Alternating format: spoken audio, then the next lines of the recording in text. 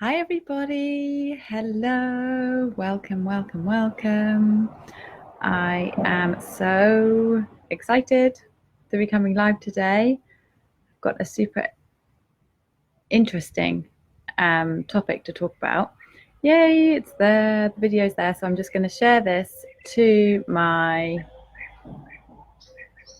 private Facebook group, which is Surrender to the Flow of Money. If you are not already a member, then I would love to have you join that group. So that's all done. Cool. Okay, so I'll just wait and see if a couple of people start to jump on live. Hello, let me know where you're joining from. Let me know who you are. I'd love to hear where you are in the world, what you're up to. I am here in the beautiful south of Spain. It is September, which means that all of the busy holiday vibe of August is over, and now I can't tell you how tranquil and peaceful it is here. It's just amazing. We also had rain, shock horror, rain this morning. I was on a call early this morning and it was raining.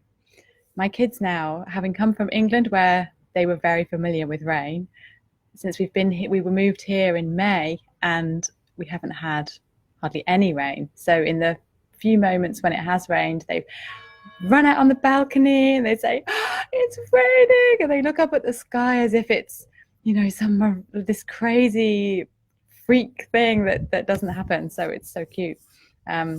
We will obviously get some more rain as we go into the autumn and winter, but this will be our first summer in Spain, so I'll keep you updated about the weather. Okay, cool. So I'm talking about childbirth because now I'm inspired to talk about this because having my daughter, so she's nearly 7, so 7 years ago, I gave birth to Mia. And at that time, I was working in London as a lawyer. I was a complete control freak. I was very highly strung. My husband used to, he said he had to walk on eggshells whenever I was around. I was like, if I was in a good mood and everything was good, I was like the life and soul of the party. If I was stressed, if I was overwhelmed, everybody knew about it. And in the close circle that I revealed it to, for everybody else, obviously, I put on a show. And so I was a bit of a nightmare to live with. So when it came to thinking about childbirth, when I was pregnant with my first child, I got it into my head. I said, well, I want to do hypnobirthing. And everybody was like, at that time, 7 years ago, it wasn't that cool. It wasn't that trendy. It was very hippie. And people said, oh, what are you talking about? And I said, no, I want to do it. And my husband's amazing. He supported me. So we went up to the classes. And once I get an idea in my head, I run with it and I run with it and I run with it. And I'm kind of like a dog with a bone. So I listened to the kind of meditations that you had to listen to, or that it was recommended that you listen to before going to bed. And I just started to shift my beliefs around what it was. Hi, Ashisha. I just started to shift my beliefs around what my body was capable of, because I'd bought into a lot of stories about how giving birth was hard, how it was going to be super painful, how all of the you hear all of the horror stories about childbirth. And I decided that my body was different from everybody else's, and I was going to do it my way. But equally, I was also open to the possibility that maybe I might need intervention, maybe it wouldn't work as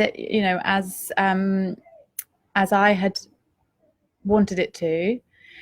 And I don't know whether it's like this at other places, in other places in the world, but in the UK, at the time when I was pregnant with Mia, you had to give hi, Wendy, I think you're in Spain near me. I hope you're having an amazing time.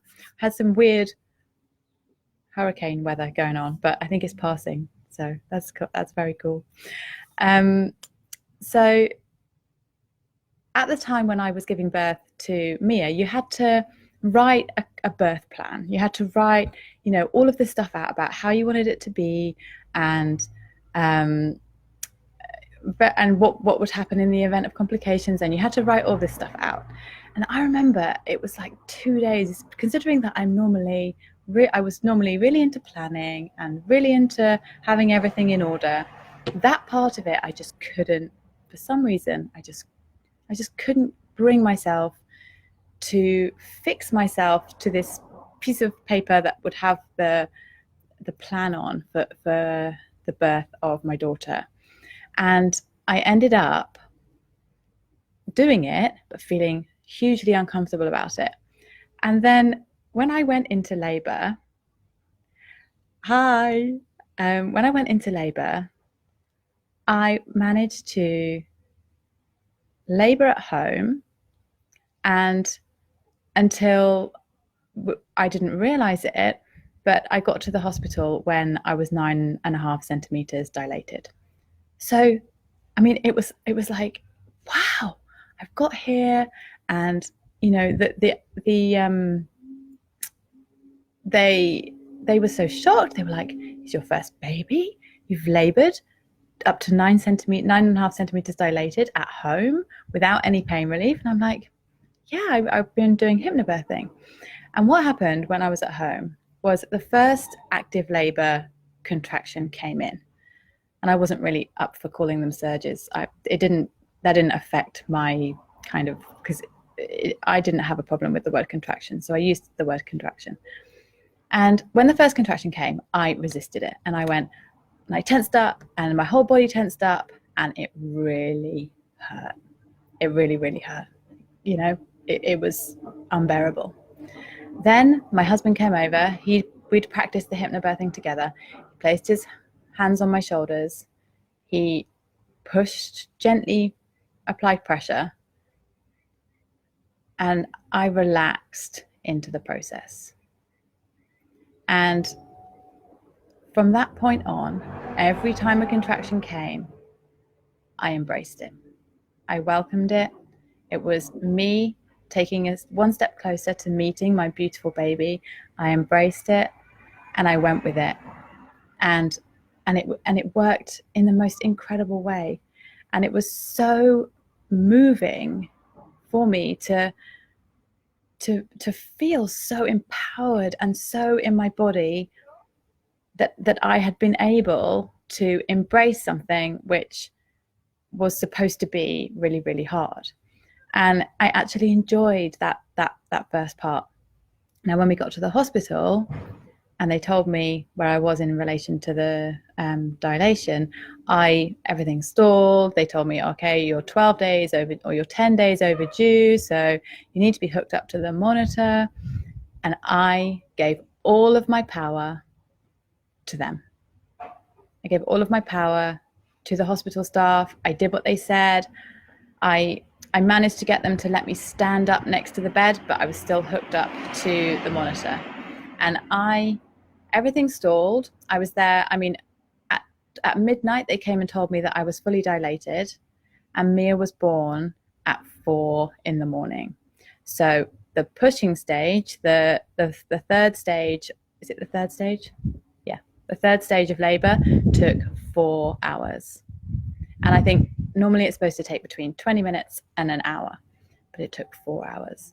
And they kept saying, we really want you to, what had happened was I'd said, I'm not pushing. Because what I'd learned on the hypnobirthing course is that your body can ripple out the baby. And that's what it's designed to do. There are muscles, just like when you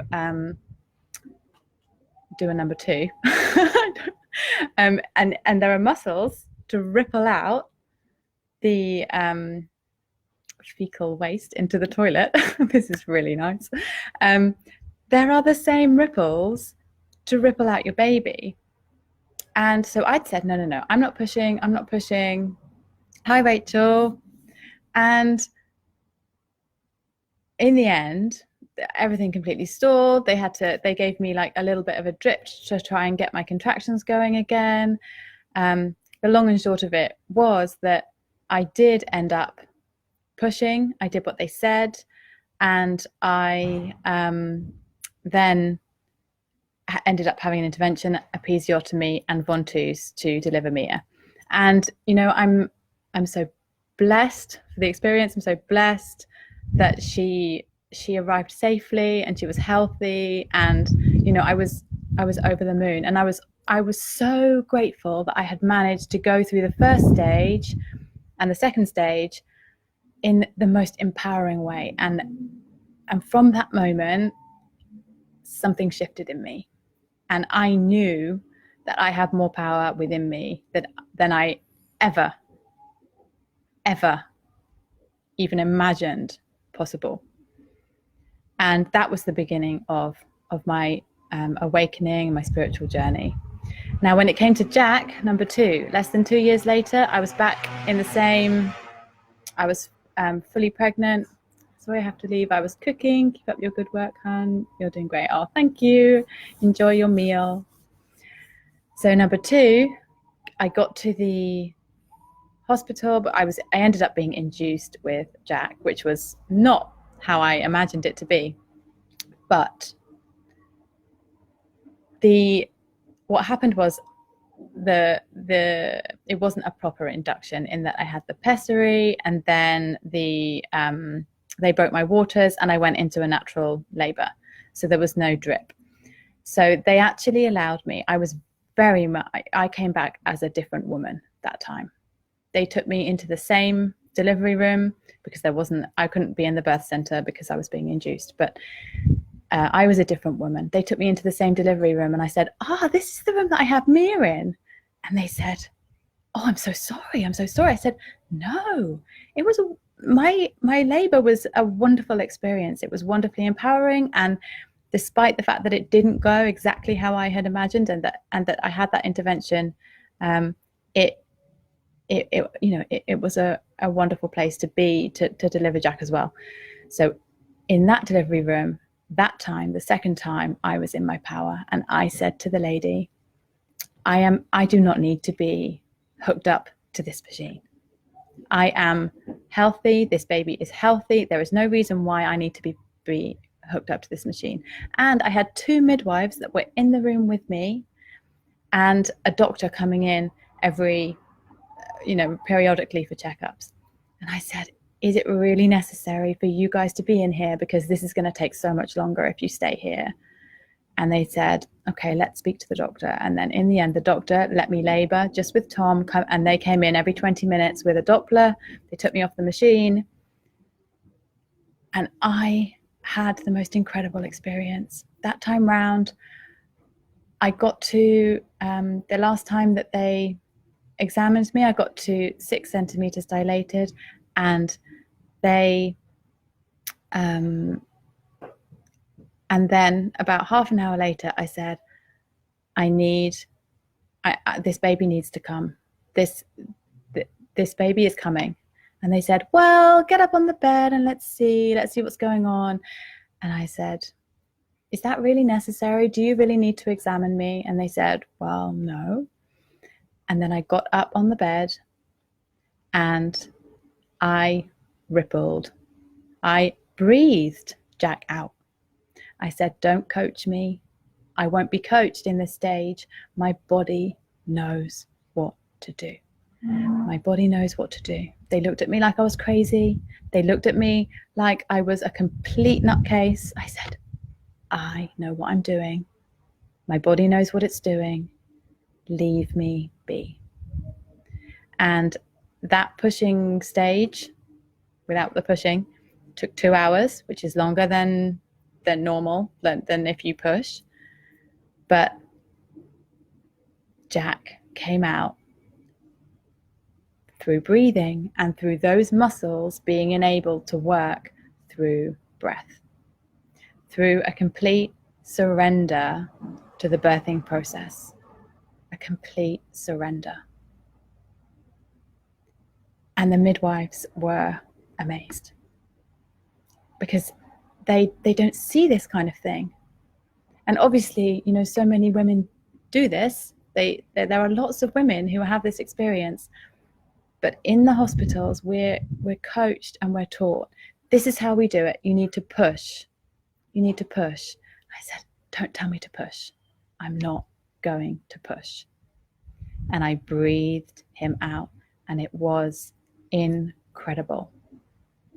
And it was much easier because it was the second time round. And so I felt much more comfortable about what my body was able to do and what it was designed to do. But the reason why I've told you that big, long story is because that is the approach that I take in my business. I'm working with an incredible coach at the moment. She's phenomenal. She's heart-centered. She's soul-centered. She's the most powerful, yet gentle, driven, yet compassionate woman I have ever come across in the coaching world. And she's deeply spiritual, and she's deeply committed to the success of the people around her and the people that she works with. But I will not be told what to do by her. Just like I wouldn't let the doctor tell me what to do, or the midwives tell me what to do when I was having, hi Amy, when I was having those babies, when I was having Jack, I wasn't going to be told to push. And now I'm not going to be told by someone else what I need to do in order to make things work. And I'm not going to be told what blueprint I need to follow or what strategy I need to take in order to grow my business. That is not how I'm going to work. And I want to share this with you because just as my body knows how to birth a child, because it was designed to birth a child, so we, as spiritual beings having a wonderful physical human experience, we know what to do in our businesses. We know how to open our hearts, open our whole beings to become a channel for wealth, success, abundance, everything that we desire in our hearts. The perfect design for its unfolding is already in place. But we're not going to get the answers from buying a course with the intention that that person is going to tell us how to navigate this path. No one could have navigated me through that birthing process except myself, except by me tapping into and following my own intuition and the urges and that I was experiencing in my body. You know, I need to go in this position. I need to walk a bit. I need to get on the bed. Those are instinctual feelings that happen, that push, you know, that trigger an action. And that's how it works in business. You don't act today if your intuition is telling you to act tomorrow. You don't ignore a hunch because you don't have the courage to act upon it. Because then you can't fulfill the design plan for your life. You can't do it. But if you have the courage and if you focus on cultivating that courage and cultivating your faith in this divine design, then you will flourish and completely thrive. And it will be effortless, just as it is supposed to be. Just as breathing Jack out was so much easier and so much more magical than the way that it's done when someone is trying to control the process. Because if you put humans in charge of controlling a process, you're putting your faith in the wrong place. The only place to put your faith and trust, if you want an easy and holy and completely fulfilling and satisfying life, is to put your faith and trust in the divine, in love, in life force, in source, in God. Whatever tag you have for it, it doesn't matter. This is not about religion. This is about surrendering to the divine design of your life. And part of that is the divine design for your business. It has already been conceived. It has already been set out in the divine mind. It's already there. But if you're trying to control the process, just like when I was trying to birth Mia and I was listening to the coaching about pushing, if I'm trying to work against the system that's been perfectly designed to do what it is designed to do perfectly, if I'm pushing against that, then I'm going to create havoc.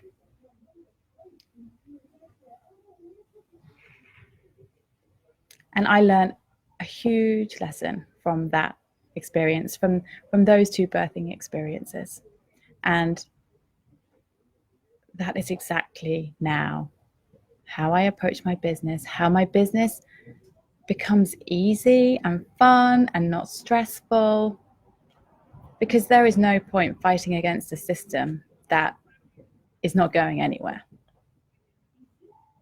The universal laws of this world, they're not going anywhere. They're working whether you're working with them or working against them. So you may as well put your time and effort into what I said before, switching fear for faith and cultivating courage.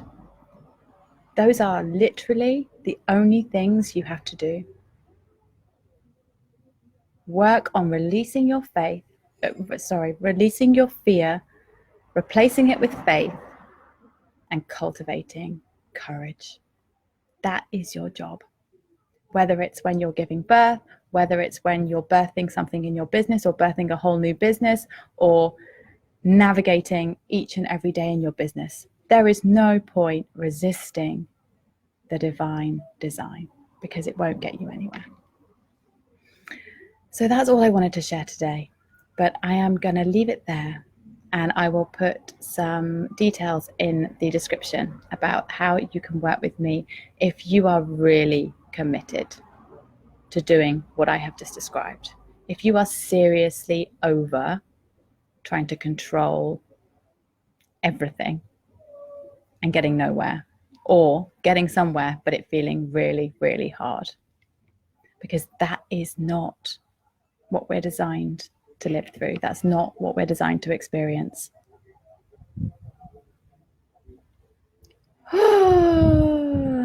Okay, thank you for joining me, lovely ladies, and I will see you again soon. Take care. Bye.